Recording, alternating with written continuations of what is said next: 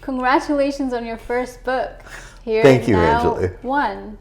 So tell us, how did this come about? And what inspired you to have a title, Here.Now.One? Well, Here.Now.One is everything. You've certainly heard many things over the years about being present and about the importance of the present moment and being here now. That's of great importance. One is because finally there is one reality, and all of the great traditions point to it. Whether it's La ilaha illallah, there is no God but the God, or Hear, O Israel, the Lord our God, the Lord is one. It's always one. Here, now, one. What inspired you to write this book? I don't know that inspired is the right word. It sort of came about on its own after many years of conversations and essays and spiritual guidance that people had come to me for. And I looked up from this body of work and thought, well, maybe there's something here. And then I was encouraged by the people around me that what I had written would be of help to other people and other travelers on various spiritual paths. So I thought, well, if this would be helpful, I'll give it a try. And who do you think the right audience for this book is? Essential question. I think the target audience for this book is anyone who is interested in or trying to be a seeker or a spiritual traveler from any corner and any tradition. I hope that what is provided in the book is useful information that will help those who are on different paths find help, because it's my intention after writing these things for 20 years to be able to provide some kinds of tips and tricks to people who are struggling with their own interior journey. That's why I wrote the book. And what about your spiritual journey? Where and when did it start? It's hard to say when my spiritual journey started, but I guess I would really have to say my first recollection of this was in high school. And I remember the moment as clearly as if it were yesterday. It was a high school grammar exercise. And the teacher had written on the board a sentence which we were going to try to punctuate. And when it was finished, the sentence read, that is, that is not, is not. And I remember looking at that sentence and thinking, that's it, that's the whole thing. And I came back after class to stare at the blackboard.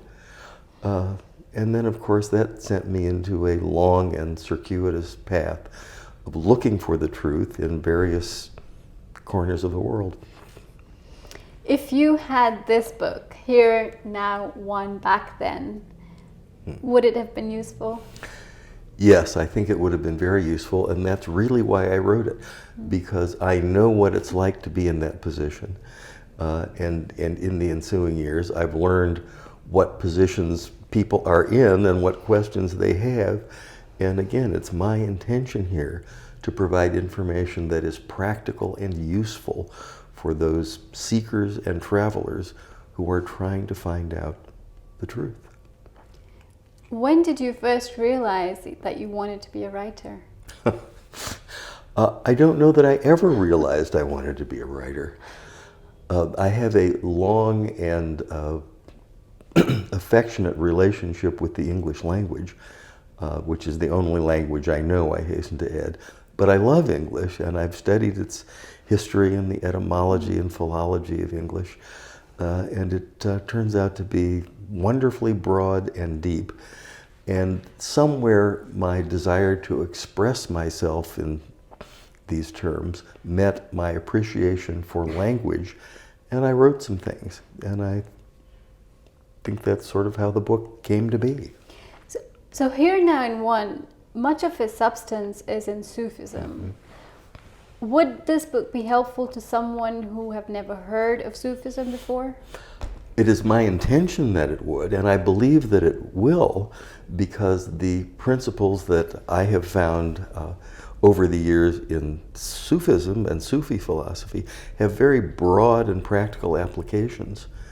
And although my background is Sufism, I believe the things that are in this book will be of help to those who follow different traditions and have different spiritual methodologies. And so would you say, are there any prerequisites for the audience to have in order to get the benefit out of this book? The only prerequisite I can think of is a genuine desire to know the truth and to know who they are. So it's not necessary for the reader to have any experience in Sufism or even have heard the term Sufism. I think it would be helpful, but I don't believe it is necessary, because I think the spiritual challenges that people face across the economy of traditions are substantially the same. And it was my intention to address those concerns, those difficulties, those problems that people have, which I think in many ways are universal.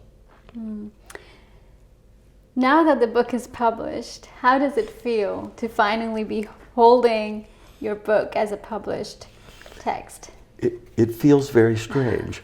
That this is my first book, and although I know the material very well, to see it here instantiated in ink and paper is an unusual experience. Are there any key messages that you hope the readers will take away from this book? If there are any key messages, and I think there are several really, the principal message is to take responsibility for one's own spiritual life and one's interior life, and to take one's soul in one's hands and try to work with it so that one can know that which is true and that which is real. Will there be more books? God willing, yes, there will be more books. If this is well received, that is helpful to people, I will certainly want to continue in that vein. So aside from this book, are there any other mediums where the readers who are interested in this book or the audience can get advice? Yes, collateral to this book, I have a YouTube channel, Here.Now.One, and there's also a YouTube space for me called Terry Moore Awake. And those are two places where one can find substantially the same material, but also broader material, because I try to address life questions, not necessarily spiritually related methodologies.